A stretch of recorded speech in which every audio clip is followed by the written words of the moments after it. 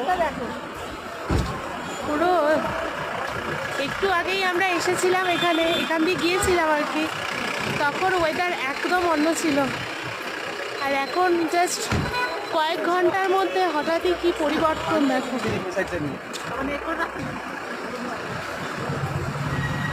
চাষটা জাস্ট দেখাই যাচ্ছে না, পুরোটা কুয়াশায় ঢেকে গেছে। দারুণ লাগছে, হ্যাঁ বলো, হেভি লাগছে। আর নিচটাও অসাধারণ। এটা হলো মহাকাল মার্কেটের রোড।